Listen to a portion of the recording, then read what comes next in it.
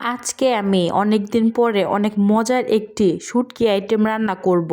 তো এই শুটকি আইটেমটা কিন্তু নিজের ঘরে তৈরি করা একদম মানে হাতের শুটকিটা খেতে কিন্তু ভীষণ মজাদার।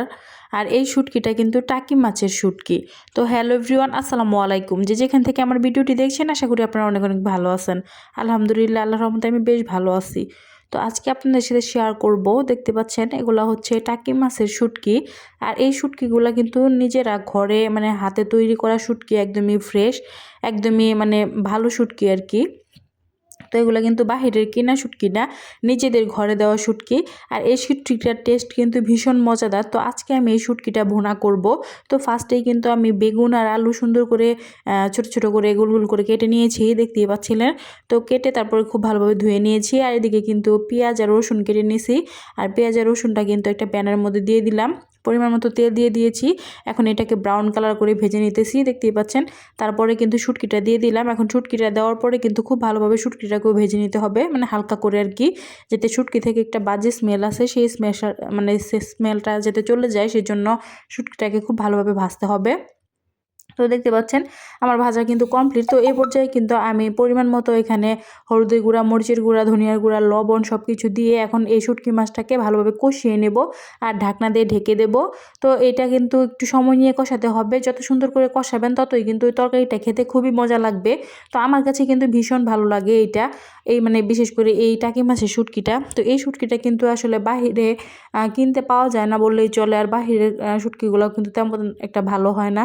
বাট বাসায় যদি আপনি এগুলো টাকি মাছ কিনে এনে তারপরে রোদে শুকিয়ে শুটকি তৈরি করেন, তাহলে কিন্তু এটা খুবই স্বাস্থ্যসম্মত এবং খুবই ভালো। তবে আমরা কিন্তু অনেকটা আলসে, তার কারণে এরকম শুটকি বাসায় তৈরি করি না। তবে মাঝে মাঝে ট্রাই করবেন। তো এদিকে কিন্তু আমার শুটকিটা খুব ভালোভাবে কষানো কমপ্লিট। তো এখন আমি বেগুন আর আলুটা দিয়ে দিলাম। তো এখন এটাকেও খুব ভালোভাবে এই মশলার সাথে মাখিয়ে নিতেছি। তারপরে কিন্তু এটাকেও ঢাকনা দিয়ে ঢেকে দেবো আর এই আলু বেগুনটাকেও ভালোভাবে কষিয়ে নেব। তো বেগুনটা কিন্তু এমনিতেই একটু সফট হয়ে যাবে, তো বেশি সময় লাগবে না বেগুন কষাতে। তো আলুটা একটু সময় লাগে আর কি। তো দেখতে পাচ্ছেন আমার কিন্তু খুব ভালোভাবে কষানো হয়ে গিয়েছে, একদম কিন্তু সিদ্ধ হয়ে গিয়েছে। তো এখন কিন্তু অল্প একটু পানি দিয়ে দিব। আর দেখতে পাচ্ছেন খুব সুন্দর করে কিন্তু সিদ্ধ হয়েছে, লাল লাল হয়ে গিয়েছে। তো এখন কিন্তু আমরা পরিমাণ মতো পানি দিয়ে দিব। আর তারপরে কিন্তু নেড়ে চেড়ে নিব পানির সাথে। তারপরে এটাকে ঢাকনা দিয়ে ঢেকে দেব। আর তার পরবর্তীতে কিন্তু 15 থেকে 20 মিনিট এটাকে রান্না করলেই হয়ে যাবে। আর এই রান্নাটা কিন্তু খুবই সহজ আর খুবই ঝটপট টাইমের মধ্যে এই রান্নাটা কমপ্লিট হয়ে যায়। আর এই রান্নাটা খেলে কিন্তু আপনারা মাছ মাংস সব কিছু মানে কে হার মানাবে, এতই টেস্টি হয়। যারা যারা শুটকি লাভার আছেন তারা কিন্তু অবশ্যই এই রেসিপিটি একবার হলেও ট্রাই করবেন। আপনাদের কাছে আশা করি অনেক অনেক ভালো লাগবে।